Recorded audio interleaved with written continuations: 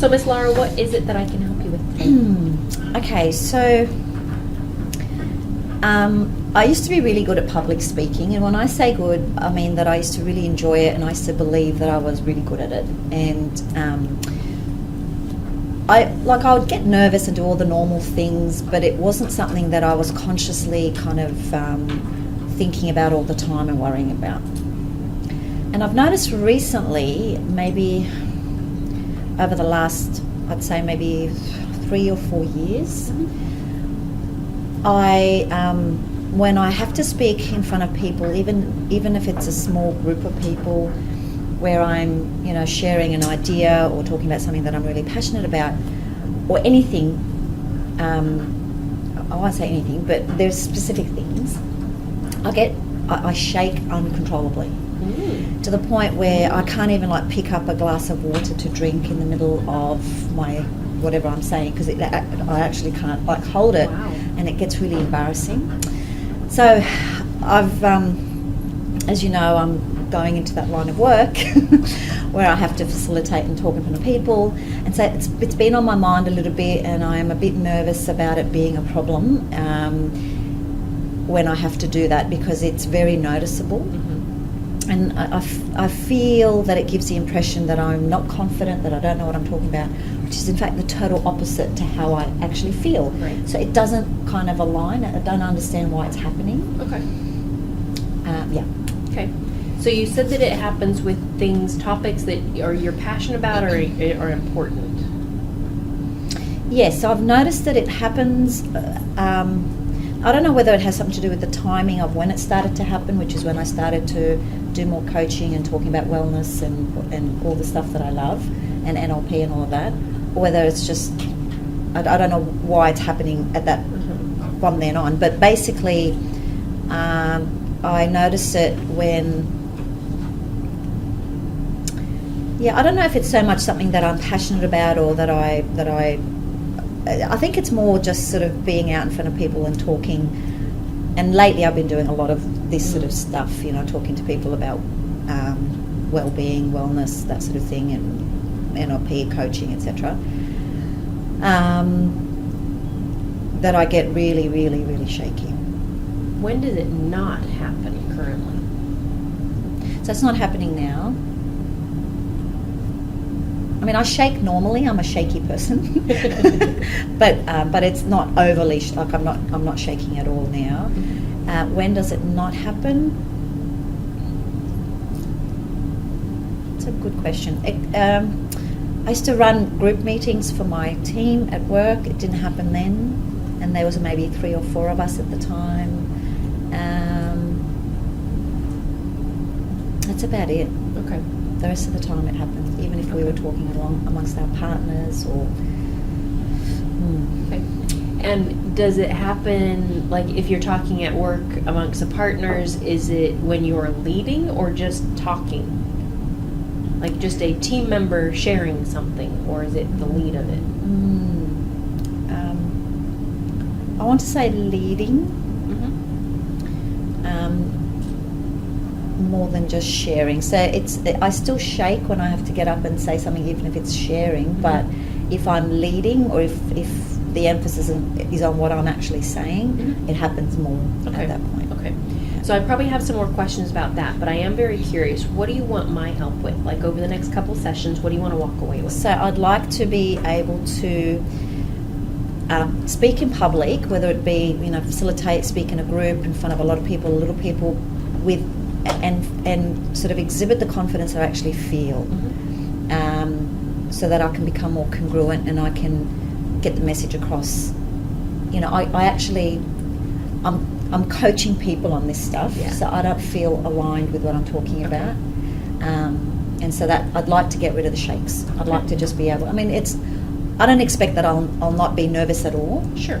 And I think that's a bit of nerves is good, and I've always had a bit of nerves, which has been good. I've turned it into something funny. It's been really helpful, but at the moment it's actually counterproductive. Okay. Yeah. And this started about 3 or 4 years ago. Before that, you were okay. Yeah. Tell me what happened, 5 or 6 years ago. Yeah. What's something that happened 5 or 6 years ago? So, I noticed it more after I came back from leave with my third daughter. And when was that? That was about 5 or 6, well, that was about 2015 or thereabouts, about 4 years ago. 4 and a bit years Yeah. ago? Okay. The reason I went on leave to have her, and I don't know if there's anything in this, but the reason I went on leave before I actually fell pregnant with her was I experienced a lot of depression and stress at work, and to the point where I was just falling apart, so I had to just take some time out. I needed a sabbatical, I needed time away, and so that was a really it was a bit of a difficult time, and I had to go to therapy and do all sorts of things to kind of come back to myself, because I was totally detached and dissociated from the world. It was really terrible. So things, when I came back, I noticed things felt different, looked different, sounded different, especially at work. And that's when I remember the first time it happened, I was just like, whoa, what's this about? What's going on? Okay. Yeah. And what, do you recall some of those emotions that were coming up? During when I came back? When you came back, when you went, whoa. Maybe there was a little bit of fear of not wanting to go back there again. I remember Not wanting to go back where? Back to the depression before. Maybe some of the emotion was, I think mostly that just got to be on guard just to make sure, we're because I just can't go back there. I can't go back there. I kept thinking that to myself. Okay. Yeah. Is it possible that there was a lot of that on guard, can't go back there, can't go back there, that's simply been anchored in with public speaking? And what I mean by that is an anchor, as you know, is just that stimulus that creates a response. And sometimes if the same type of thing happens in a scenario or in a situation, our unconscious mind starts to connect the two together. Yeah. Yeah, possibly. I'm trying to think back to the sort of the first time it happened when I came back from leave, and I think it might have been, I have an image of sitting around a table with all of our partners, and I remember having to, I can't remember what it was, but I remember that feeling, and that caught my attention. Yeah, I bet. Yeah, really caught my attention, and I remember a bit of a, I hope this doesn't keep happening, and sure enough, it happens, and the more I worry about it, obviously the more it happens, more and more I'm back. So, yeah. Okay. Yeah. How long were you on sabbatical for? About a year, 2 years all up, but part of that was maternity leave. So a few months when I was kind of, trying to recover from the stress and everything, and then I fell pregnant, and then about 2 years all up. Okay. Yeah. And when the 2 years was up, were you ready to go back to work? Did you want to go back? I can't remember. I think it was more of an expectation that I just had to go back. There was nothing, what else would I do, sort of thing. And I've had this time off now, it's time to go back. Yeah. I don't think I sort of sat back and processed. I knew I couldn't stay home, and there was nothing else really that I could do, so it was just, but I was kind of like a little bit scared. Yeah. Scared of falling back into the depression? Yeah, going back to that environment where even that office, all that, it's not the people, it's more about what happened for me psychologically at the time. Yeah, so I was a little bit like, this is a bit like a little kid sort of learning to walk again. Yeah. I was a bit nervous. With the depression, have you processed that? Did you figure that out? Or was it just I was out of the office and it just kind of went away? No, I had a little bit of therapy, not a lot. And I had some time off, and I did a lot of work on myself, and I did definitely come back with a different sort of perspective, and I saw things from a different point of view, and it was kind of part of the reason I decided to do what I do now, because I kind of saw the light and all that sort of stuff. Is there anything that's relevant from the depression and some of that stress and all of that? Is there anything relevant for me to know that might tie in with this? I feel like there is. I'm trying to verbalise it. I think it's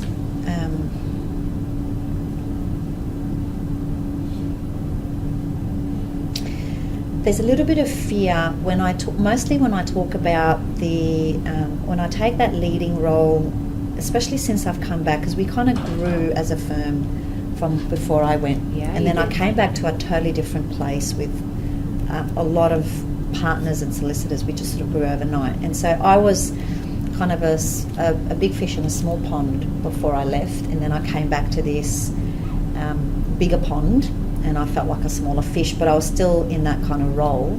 So so I was very kind of concerned about what these new people would think of what I was saying, especially when I would do things like gratitude. I was asked to do a gratitude prayer at the beginning of one of our meetings, and I've sort of been harping on about the stuff that I do now and the coaching, and I'm excited about it. And I got a lot of like that from people. And so when I was asked to do this, I remember just like sitting down, doing it around a table of about 10 people, and I just remember shaking so violently because I almost couldn't breathe, and it was just like a prayer, like I'm thinking that I came up with. But I remember this, I don't know if they're going to appreciate where I'm coming from, but I really feel passionate about this stuff, so I can't have it be sort of torn down. Yeah. And that, I think, and that internal dialogue, what would you call that? Okay, I'd call that, I suppose, fear. I would just say, yeah. Okay. Fear of?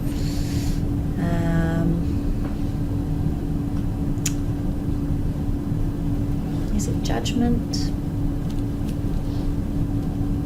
Yeah, based on what will they think? Probably. Yeah, probably. Yeah. Where else in your life, growing up, through uni, other places in work, where else have you had a fear of judgment, or where have you been judged before, negatively?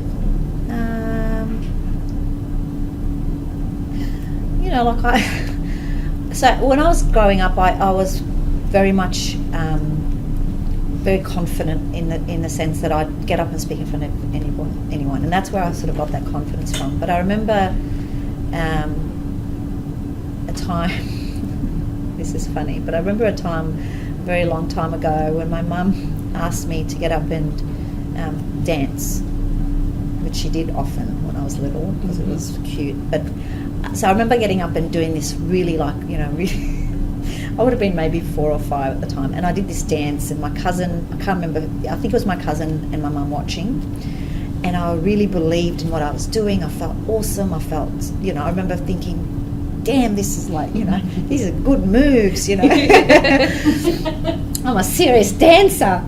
And then I remember I looked up, and he was kind of like smiling, but in a way that was like, that's all. He laughed or something. Yep. He did something that kind of made me go, oh, maybe I'm not that good at this. And it really, I remember that thought and the feeling it created in that, or maybe I'm not maybe I believe in what I'm doing, but maybe I'm an idiot for believing in what I'm doing. Is there a mirror of that feeling and what you feel with this shaking?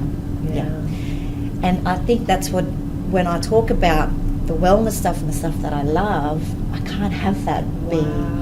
You can't tell me that's not, awesome, because it is. Yeah. So but what if? Yeah.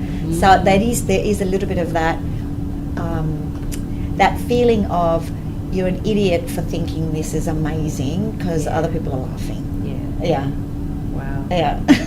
Do you know the number of people that, and oftentimes it comes to things like public speaking or standing out or being seen or things like that, but the number of people that tell me about this memory when they were little and they were dancing or singing or something in front of their parents or family and they got laughed at. Yeah. I know, I've heard that too from so many people.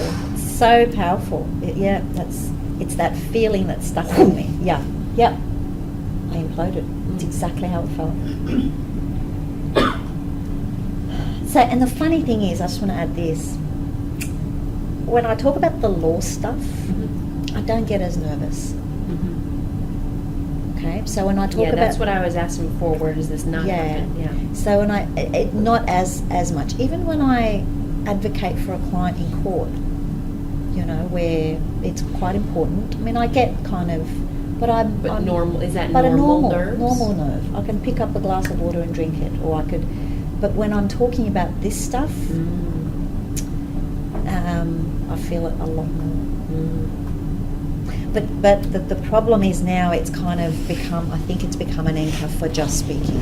Probably has. Physically, Probably has. yeah. I'm also curious if you were speaking about the things that you were passionate about, if you were talking about NLP or mindfulness or meditation or whatever it was, to a group of NLPers or meditators or people that were on your page, that they weren't going to go, "You're an idiot." Yeah. Would there be a difference, do you think? I think so. In what way? It'd be different in, I think I would just have the normal kind of adrenaline. Anyway. I like it a lot. Adrenaline. That one. Yeah. I think I would have that normal kind of level without the fear of being made to feel like an idiot. So I would just be able to, you know, I would only be worried about the normal stuff. You know, am I loud enough? Can they hear me? Am I being articulate? You know? Yeah. Rather than, is what I'm saying going to be shot down as ridiculous or rubbish or laughed at? Right. So I think it will have a difference in the way that I feel and the shaking, maybe. What if there is that potential judgment? Mm-hmm. What does that judgment mean? It means that this massive journey that I've been on the last few years, where I've changed my life, can get questioned. And it's been such hard work for me internally to get to this point in my life where I know what I want. That there's no space or room for me to have to redo all of that again. You know, so I don't want to have to rethink, is this the right thing? Am I doing the right? I just want to get on with it and I do it. And I think that's what that judgment is about. I don't want that judgment to get into, I don't want to be judging myself. Yeah. So I'm not quite sure how to word this question. Yeah. But it sounds something like, because like you have such a conviction and a belief in what you do, but there's still this fear of being judged. So my question is something like this.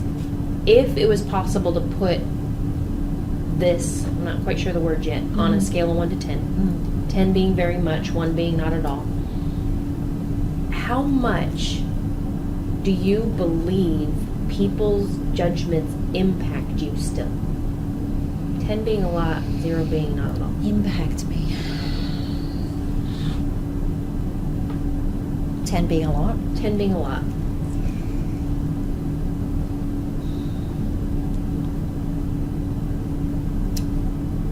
Not remembering that it's creating... Yeah, it's creating the shakes, but I'm still on my course, so...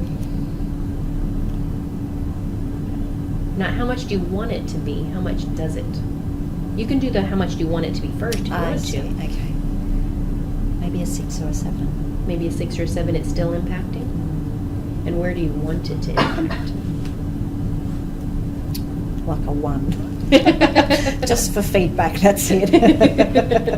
Yeah, 1 for feedback. Okay. Yeah.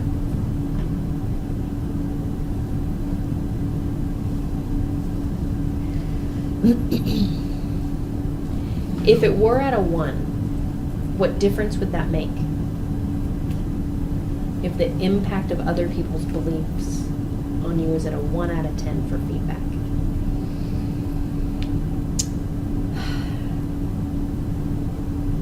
It would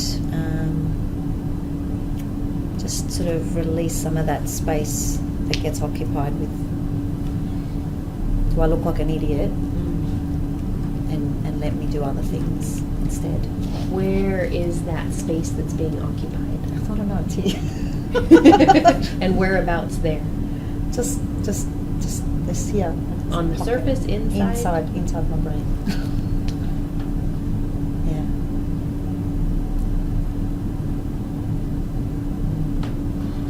And is the internal dialogue those things of like, are you being an idiot? And that's something you said before. Is that what it says? Yeah. Am I being an idiot? Or are you being an idiot? Are you being an idiot? Are you? Interesting that it's dissociated too. Are you being an idiot? Male, female voice? It's my voice. It's your voice? Yeah. How old would you be? Oh, interesting little physiology and everything came down. I don't know. How old am I? I'm young. Yeah. I'm not quite 4 or 5, but I'm young, like a teenager young. Maybe 16. 16. Yeah. Interesting. I always say I got stuck at 16 for some reason. Ooh. What happened around 16? I don't know. Nothing happened as such, but I just feel like sometimes I sound silly like a 16-year-old. So the question that comes to my mind, I don't know if it's relevant or not, is at 16, who was making your decisions? Were you allowed to make your decisions? Who was making your decisions? Parents. Nope. In fact, yeah, I feel like I have to fight to make my decisions still. And I have to fight. I don't know who I'm fighting, but I have to sort of kind of really make my point to be able to have that space to be able to make decisions. Yeah. Same space? Yeah. Wow. What does that mean to you if you have to fight to make your decision? I have to prove my point. I have to make my case. I have to really believe in what I want. I have to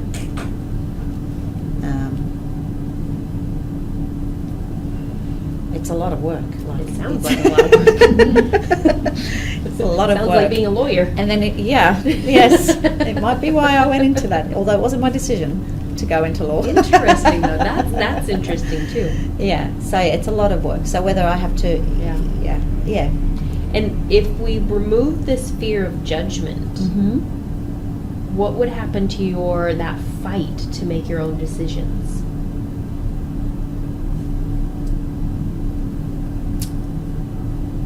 Be a fight. It would just be this is my decision,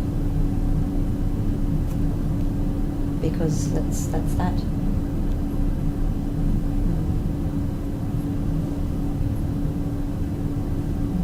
It would just be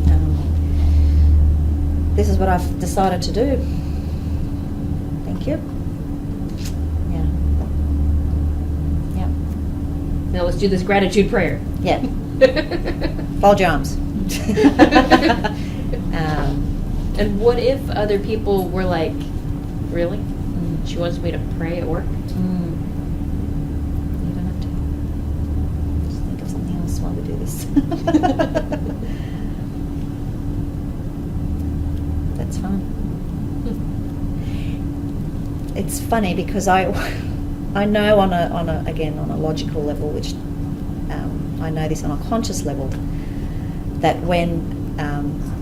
whenever I do speak in public or I do something like, whatever, I have to make it about serving them and not about me, because making it about me is somewhat selfish. So I always say to myself, just get up there and serve. If you serve them and whatever you say somehow and believe and trust that it's benefiting them in some way, then it's not about how you look, because it's not about what you believe, it's not about what you say, and that's what I actually coach people to do.